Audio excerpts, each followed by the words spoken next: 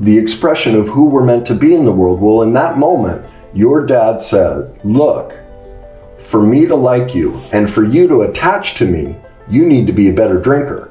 Don't be like your mom. Well, what does that mean?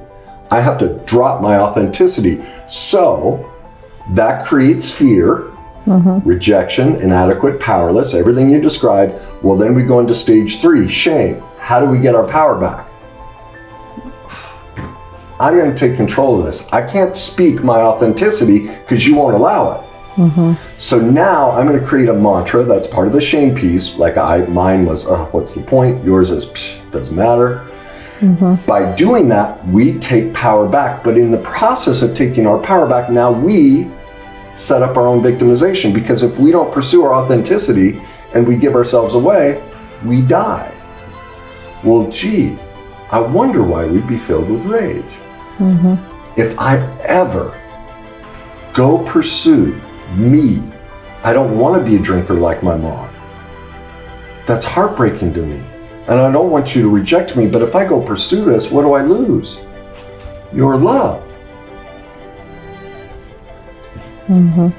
Look at the dilemma we're placed in. And so then what's stage 4? Denial. Not even going to deal with it. That's the dissociation. And then we develop this persona of, I'm going to be this certain type of drinker or person so that I can manipulate these attachments with my parents, keep them happy and all this. But by suppressing and repressing who I really am, I'm in massive denial of who I really am. Right. So how do you find who you really are? All right. Well, this is the process, is going back to all of those moments and seeing, how did the cycle play out? What was the event where I had to choose between attachment and authenticity? So let's get deeper into this one. All right. So think through the specifics. How were you forced to give up authenticity for attachment in that one conversation?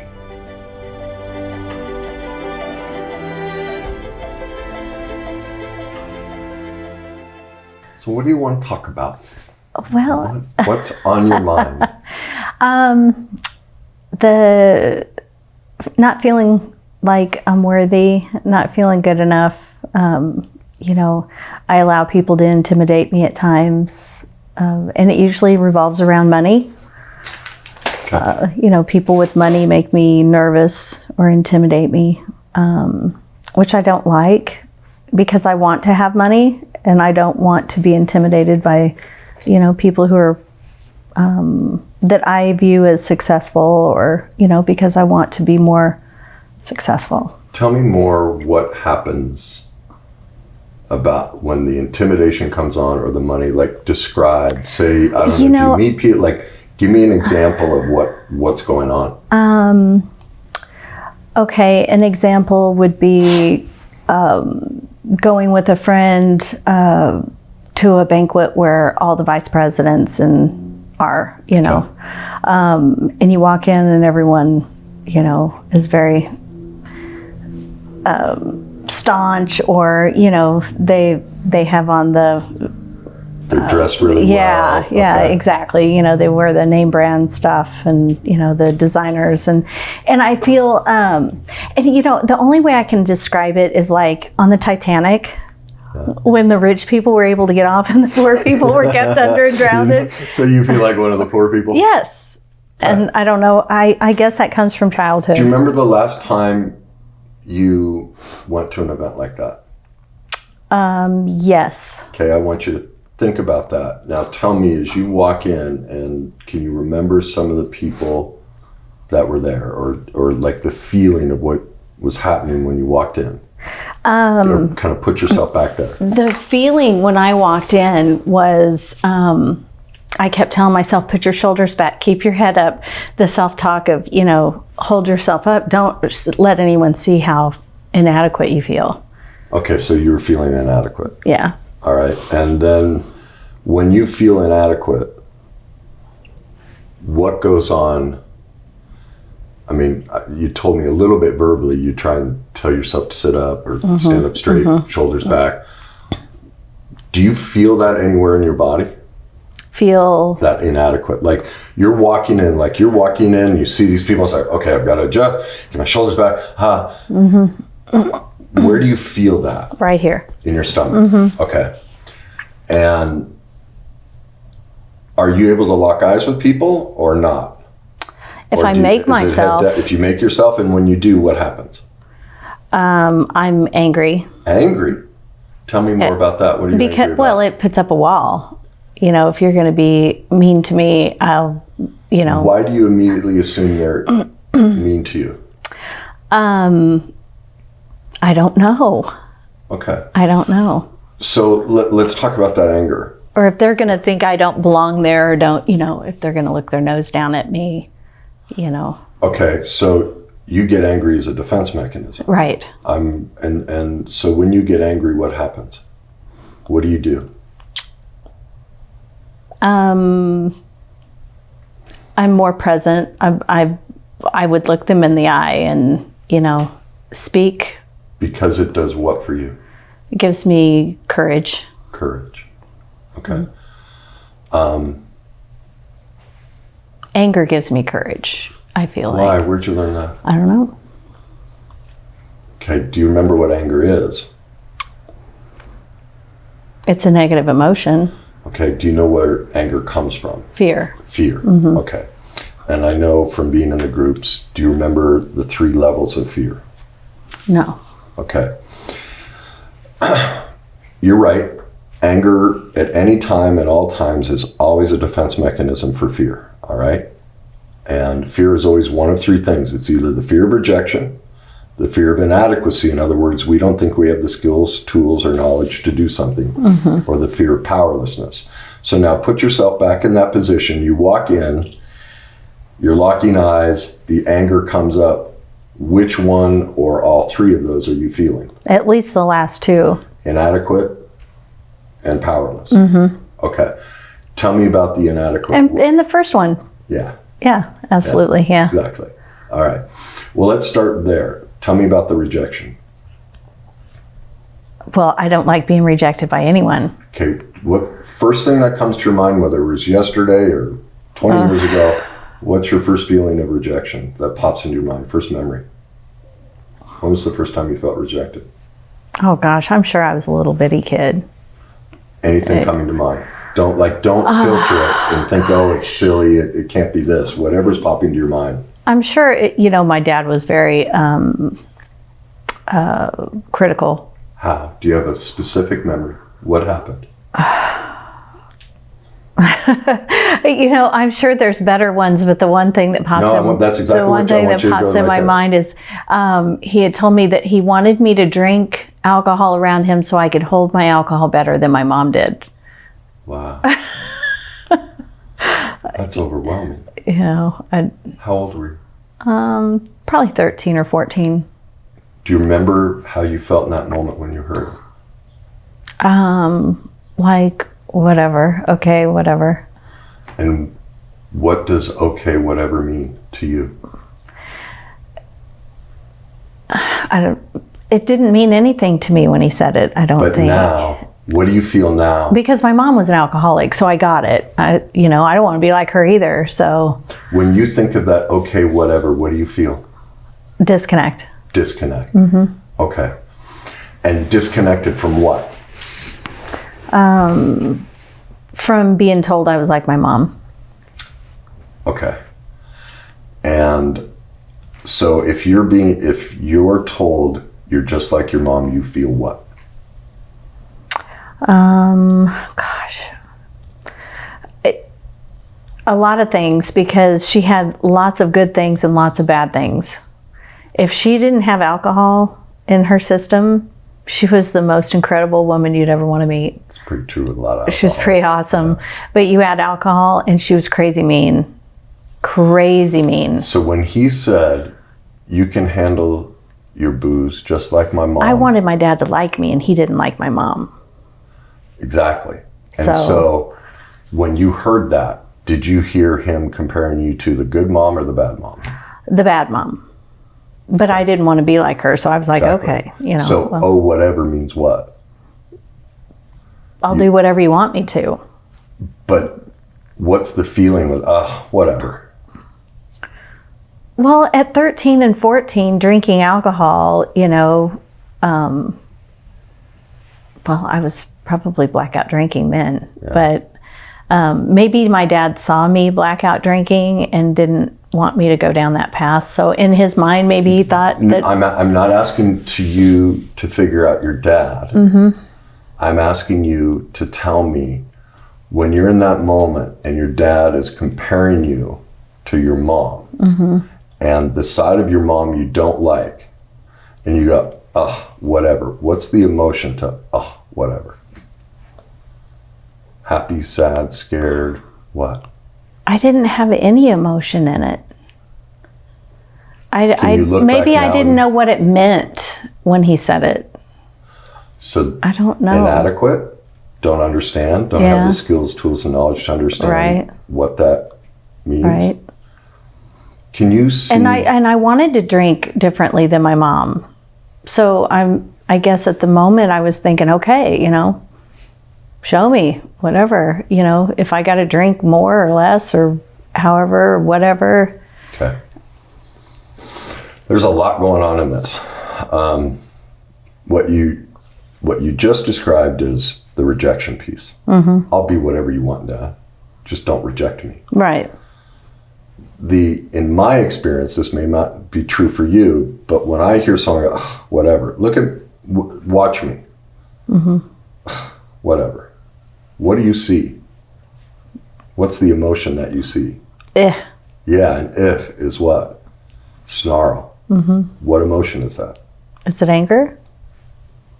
To me, it would be. Do you register it as anger? Not my kind of anger.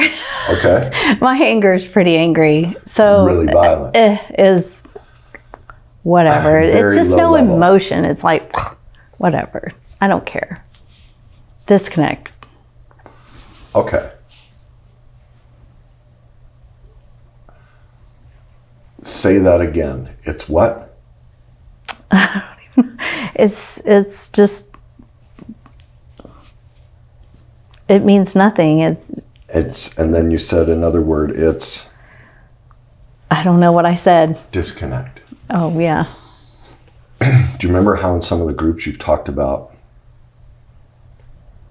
how you can't quite find things? Do you now see why?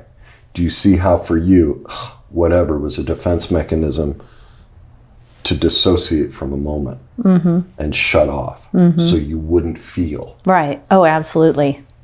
And in that moment, you're feeling a sense of rejection because if I can't drink the way my dad wants me to, he won't like me.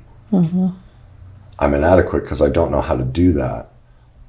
But also, if I can't drink that way, now I'm just like my mom. And that is not what I want. And so now, look at the powerlessness to all of that. Do you see how, that's why it's like, you're like, oh, this isn't a big deal. This one little thing. And that's why I'm like, oh, no. Do you see how this one thing, and in an environment like that, there will be thousands. Right. Like that's a daily occurrence when you grow up in a dynamic like that. But there's a reason you remembered it and wanted, that was the first one that popped up is, look at how powerful what most people would consider an whatever moment. And how that has shaped you. And in that moment, you learn to dissociate, shut down from feeling, shut down from being in the moment, shut down your anger. Dismissive, disconnect is anger. There are a couple ways it's fight, flight, or freeze. Okay? Right. I'm a runner. Exactly. We got a runner. What is, who cares? What's that? Same thing. It's running. Yeah. You learn to run there. Now, what happens when you go, it doesn't matter? When you do that enough. It gives me my power back. Oh, and how does it give you your power back? Because I am in control of that. Okay, but when you stuff that long enough, what ends up happening? I don't know.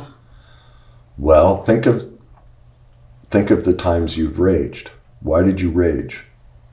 Because you said you're you get big. I guess it just comes out. What I've discovered, and I had to discover this in myself, is I wasn't allowed to express my anger either. It was my job to listen to my dad's anger. And so I did the same dissociative. I remember he'd be complaining about something or judging me for something, and I'd look past him and I'd always count things. Because I was a counter. did the same thing. Because what I learned to do was, what the mantra I said in myself was, I'd want to stand up and defend myself, but I knew, what do you see here? What is this? Paper. Paper? Really? Yeah. You don't see a picture? Mm-mm. You're kidding me. Mm-mm. You don't see a picture of Da Vinci? Mm-mm. You literally see paper. Yeah. See, that was what it was like to argue with my dad. I could show him this, and he'd say, no, that's Da Vinci. It didn't matter. He had to be right.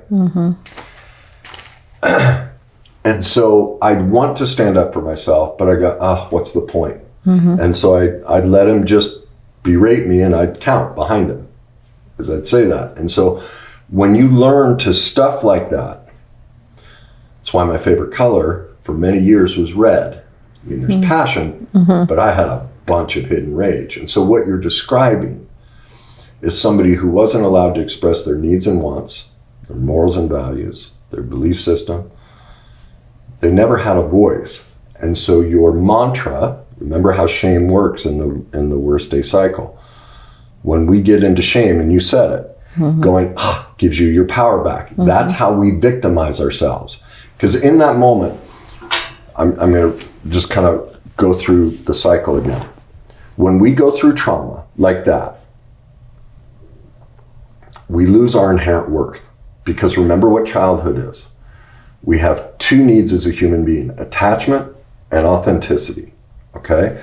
We are the only species on the planet that if we don't attach physically and emotionally to another human being, we will die, all right? The other thing we need is authenticity, our power, the expression of who we're meant to be in the world. Well, in that moment, your dad said, look, for me to like you and for you to attach to me, you need to be a better drinker. Don't be like your mom. Well, what does that mean?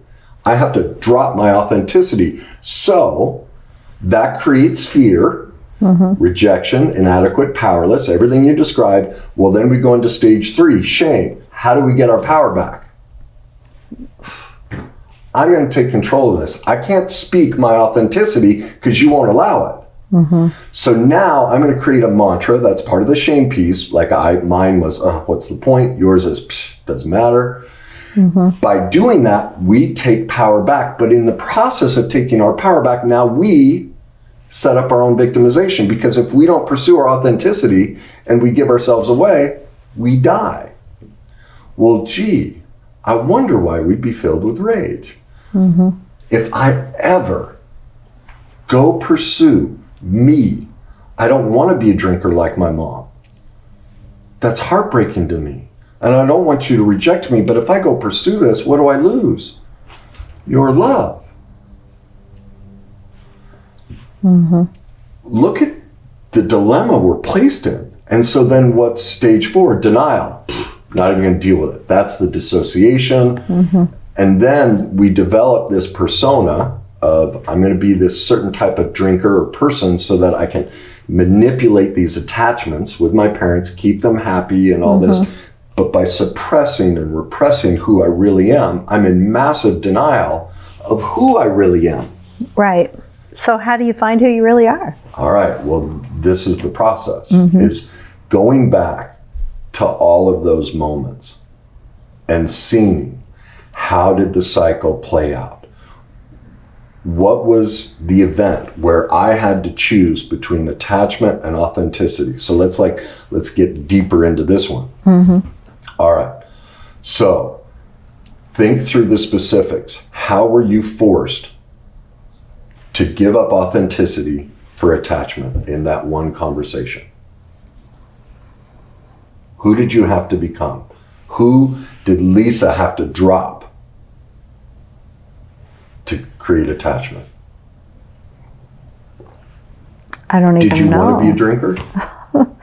I don't know what I wanted to be. Yeah. You know? Great answer.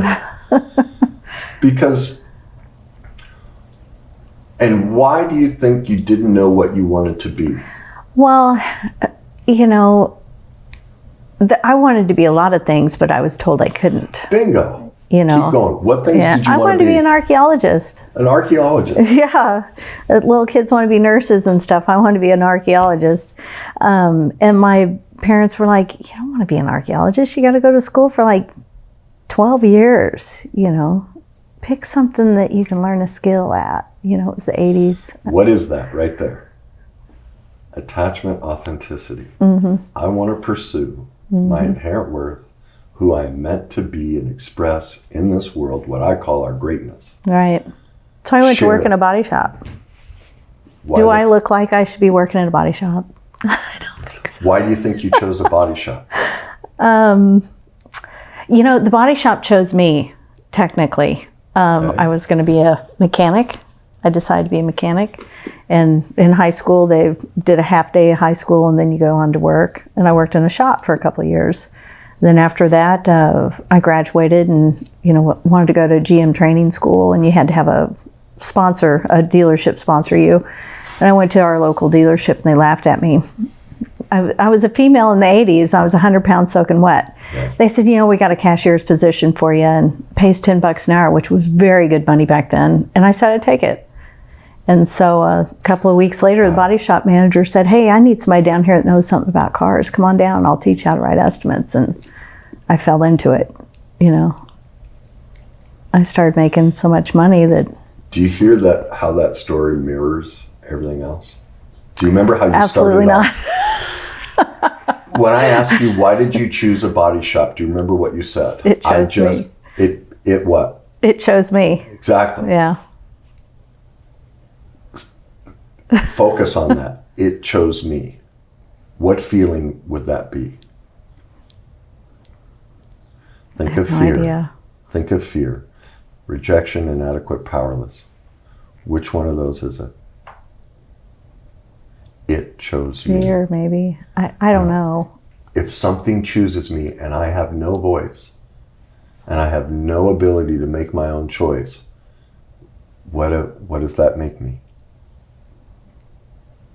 Powerless. Okay. Do you see? Okay. Do you see how that moment at 13, I think you said, with the drinking, and well, it went even younger than that. You said archaeology and everything. Yeah. Your whole childhood was about taking your power away. And so you just, Tony Robbins has a great analogy for it. He calls it, I think the way he describes it is the inner tube in the river syndrome.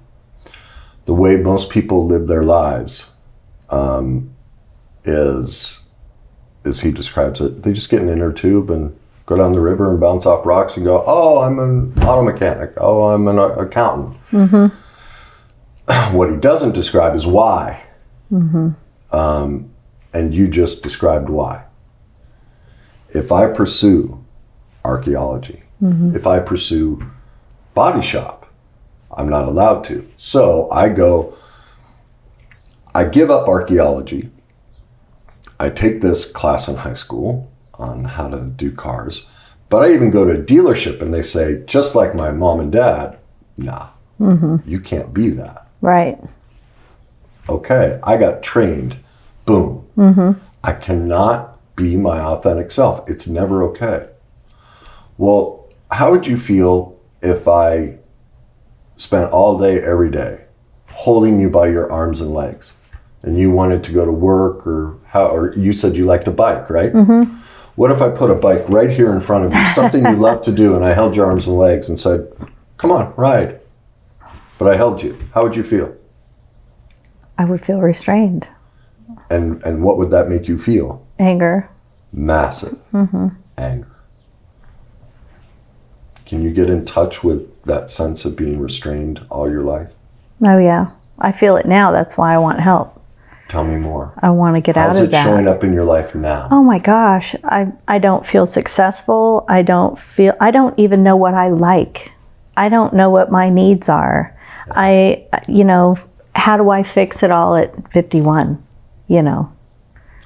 I want to try to fix it before I die, and at least fix what I've done to my kids, because I've done the exact same thing to them. Yeah, that's how the cycle works. Yeah. We can only do what we know.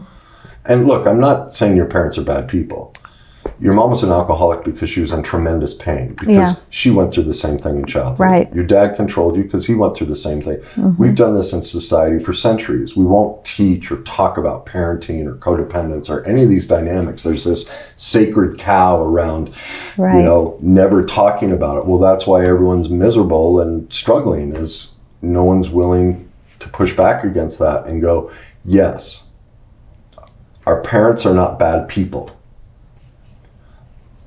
They're perfectly imperfect.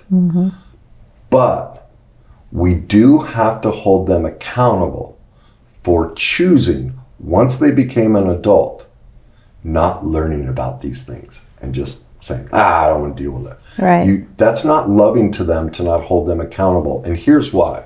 This is the thing. Alice Miller talks about this, and this is a great perspective. I used to say it differently, and when I read her stuff, I'm like, oh my God, that's such a better explanation. And everyone's so afraid to confront their parents, think we're being mean. Well, that's part of the guilt we get placed into, because if I confront my parents, they'll reject me, right? Right. I can't say that. Well, what she talks about is, you have to realize the only reason they were, whether it was severely abusive or at the very least irresponsible, the only reason they made mistakes with you is because there's a hurt little kid inside of them who got taught how to treat you this way. And so when we defend our parents and don't want to hold them accountable, what we're doing is we're robbing the child inside of them that is in just as much pain as we are. Well, I thought we loved our parents. If we loved them, we'd love that kid, because by holding them accountable, we give that kid a voice. Right. If we protect them, that kid's still inside them. Just like, you're sitting here right now, you're 51 going, I'm done. Like, when's somebody going to listen to this kid and help me? Yeah. Well, that's what they're screaming too. And so when we put this protective cocoon around them, we're robbing them. Yeah. We're forcing them to stay in that pain. Well, I don't consider that loving. I wouldn't want that for my parents. Well, and both my parents are passed. Yeah. And I spent a lot of time pointing my finger at them. Yeah. My mom was an alcoholic, that's why I'm so messed up. Well, pointing the finger at everybody else isn't going to fix me. That's the denial piece of the cycle, is, well, no one's, and most of that is because we don't have the skills, tools, and knowledge. Right. That's inadequacy. And so our only defense mechanism, and plus our society rewards the victim. Like, just look at you. Oh my gosh, I have lived the victim my whole life. Yeah. Well, so let's talk about what the process is, because basically what you're describing is reparenting, which all of us have to do. I had to reparent myself. Every client, every person is stuck in this cycle. Everyone has to reparent themselves. So you said you don't even know what you need and want. Do you know the difference between needs and wants? I think so. Okay. Yeah. All right. Needs, we need to survive. All right. Food, clothing, shelter, money, intimacy, whether that's emotional, spiritual, sexual. All right. We need those things. Those are survival things. Okay. Wants are different. Wants bring us joy. Like, I love Coke. So I go get a Coke, brings me tremendous joy. Now at 79 cents, it doesn't sacrifice my need. I'm not going to be out of a house. Well, as I say a lot of times, I love that Mercedes Maybach, that convertible, Right. the blue. Well, hey, it's gorgeous, but I don't know, $400,000, $800,000. If I went and bought that, I'd be sleeping in the Maybach underneath the overpass. Right. Well, that sacrifices my needs: food, clothing, shelter, all of that. So that would be a self-victimization. So the key for you is are your basic needs being met? Because part of what happens with a lot of people is, I've had clients, they have like 3 shirts. They don't meet their needs for clothing, or they live in an area or in a house below their standards, or their house is a mess. Just, they're very messy people. That's usually a sign of, people have messy cars, messy houses, don't pick up after themselves. That's a sure sign of massive trauma in childhood. That's why. That's what creates messy people, all right? Is their life was so scattered and disorganized as a child, they're reliving it, okay? But it's looking through your life and going, am I meeting my basic needs? Okay, so financially, you keep bringing up finances is a big deal for you. Are you pursuing a career that allows you to meet your needs financially?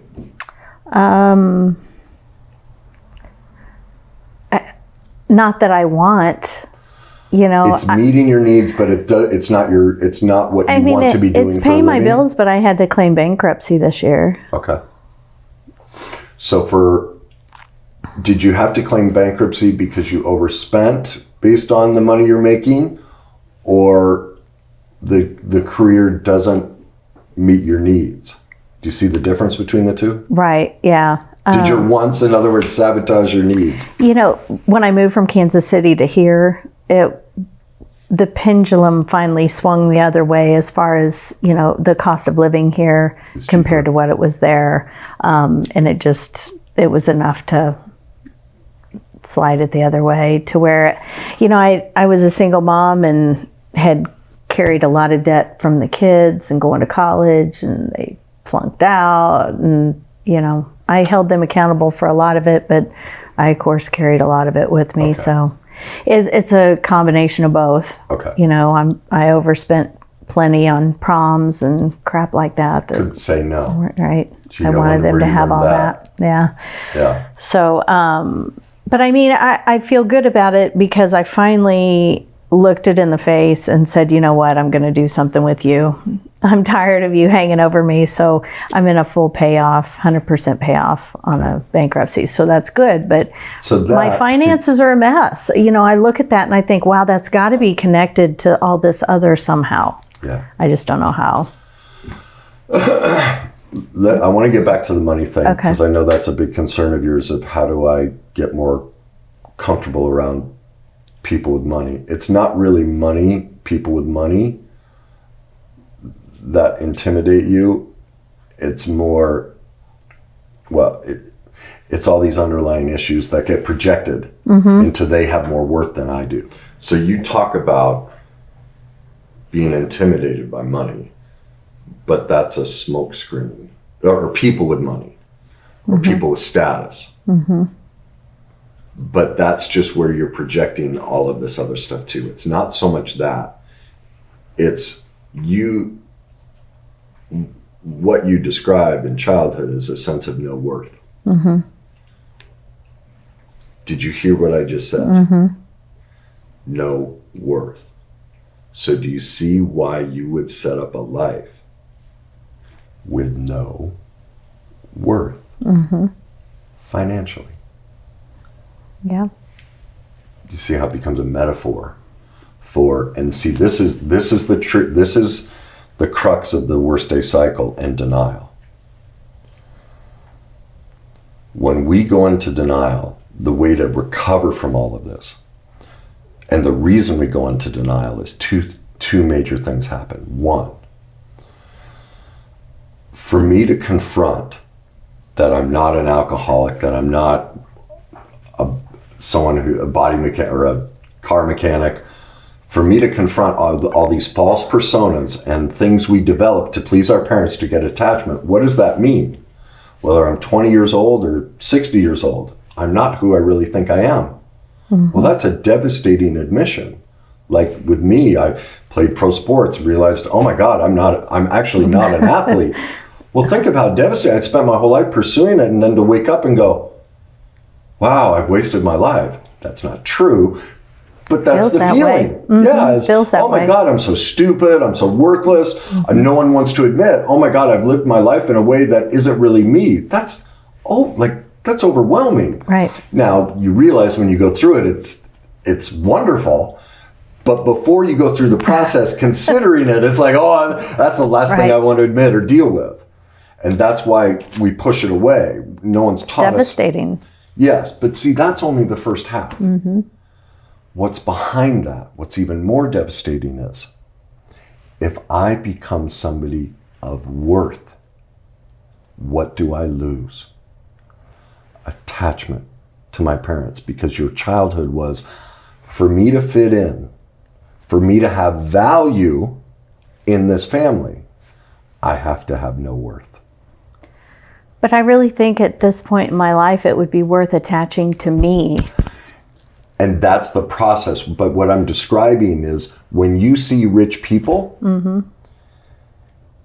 what you're seeing is the denial portion of the cycle. That, like, what I'm trying to do is bring you into reality of what you're really seeing. Is the fear, if I actually pursue my worth, my authenticity, if I go become what I call our greatness, what I'm really meant to be, I will grow past my parents' belief of who I am. Well, that's why rich people scare the hell out of you.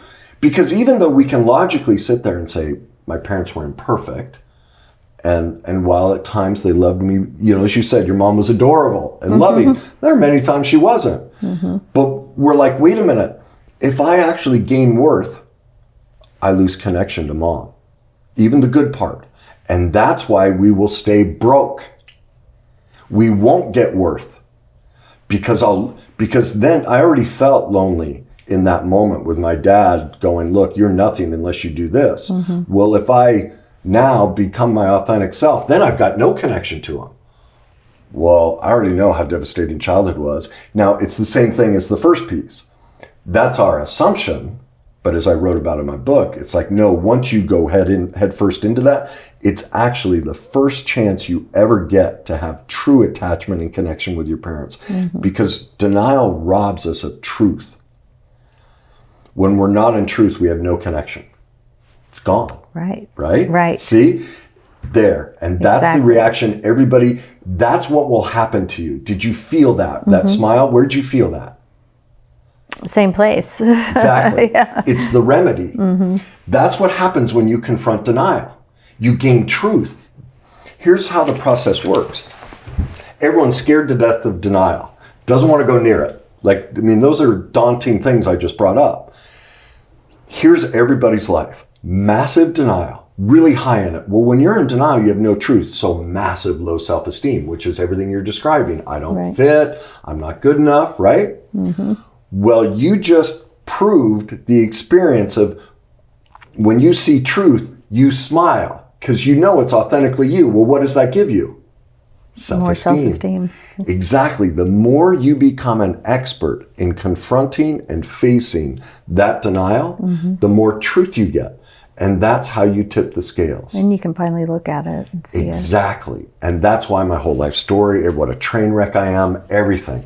Like, I love when people go, you're a blank. And I'm like, yeah, I am. You know, like a woman on a podcast. You're an awful man. I'm like, yeah, I've done a lot of awful things. Like, where's the problem here? You're right.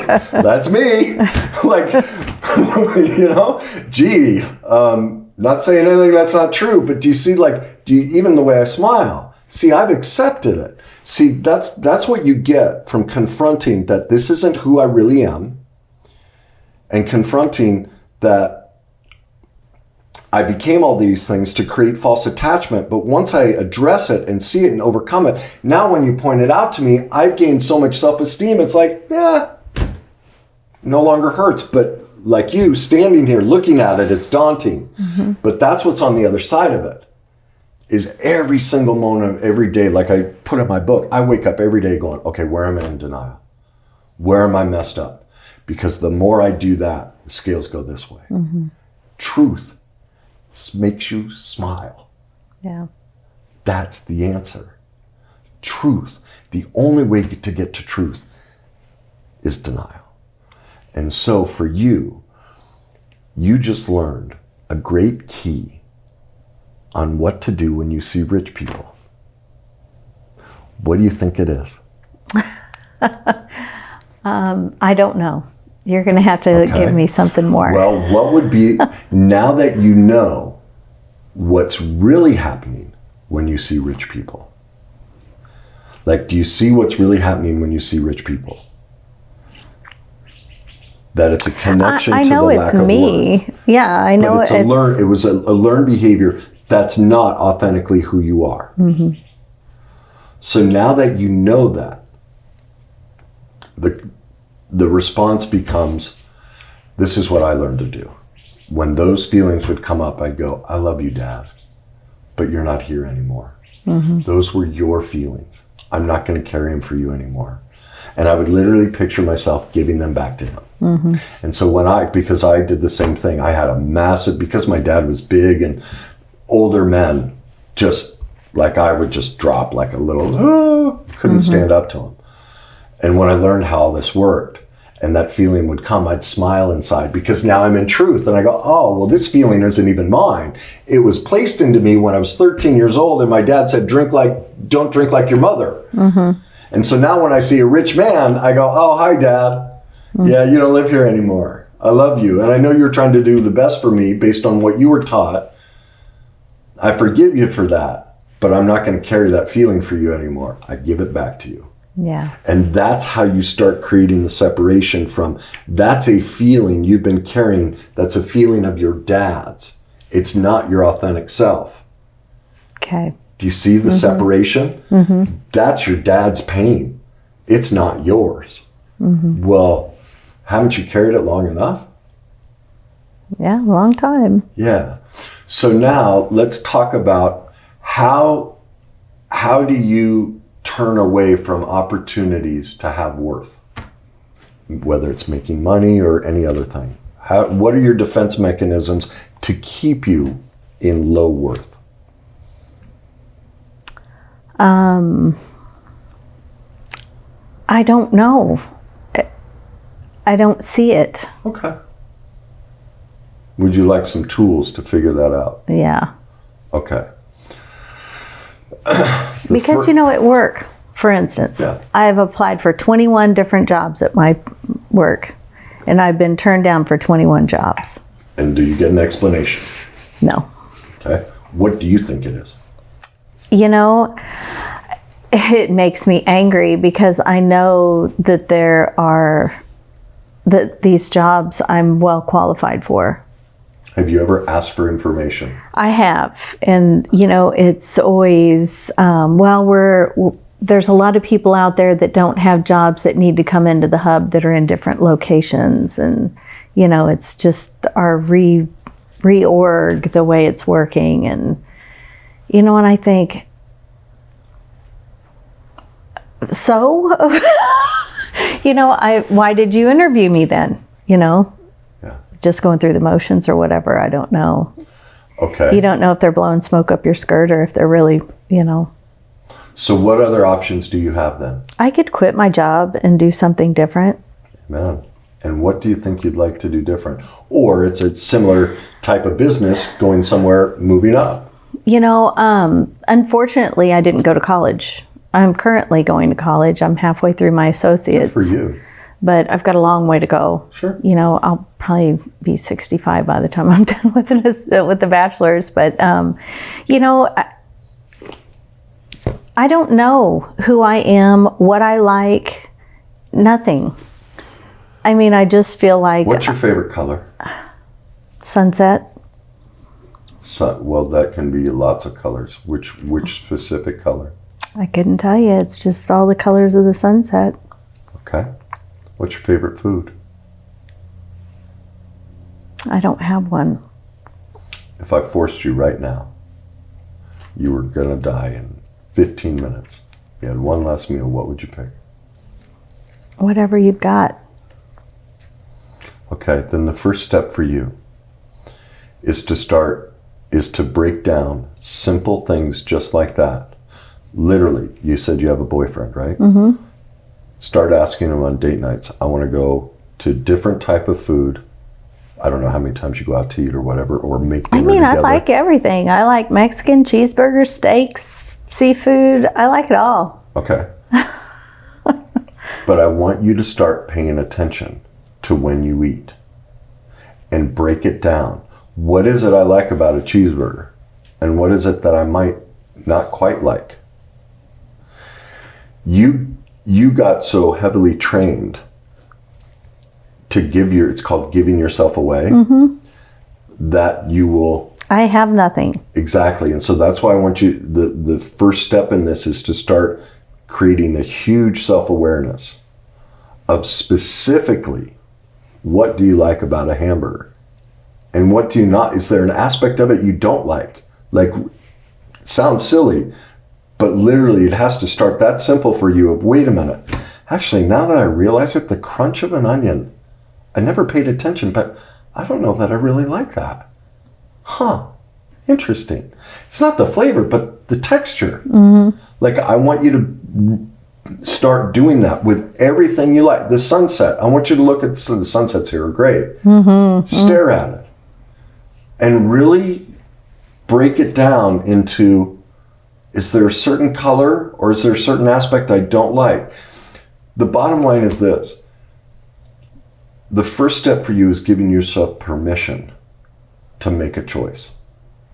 You've never been given permission. The little girl inside of you, no one's ever said. Because if I make a choice, it's going to be the wrong one and I'll get in trouble for it. And that's why I want you to start with that. Is literally everything, whatever you wear every day. When you go in and look at your closet, I want you to start breaking down even the simplest choice and start learning, why am I picking this and why not? What do I like? What do I don't like? And journal it. Okay. Like, keep track of it. And what do you like about your job? What do you like about your car? What do you don't like? Every little bit. Because the first thing for you is getting an awareness of, what is my authenticity? It was so stripped from you. It's, I'll become whatever you want. Just don't leave me. Right. Yeah. Exactly. And so what happens when we're raised like that, it was very similar to me, is we leave ourselves. And so think of the correlation to, just don't leave me. How much work do I have? I don't like that. Yeah. Do you feel how empty that is? How little worth there is in that? Now can you see... There's no power in that. None. And now can you see the drastic difference between that and money?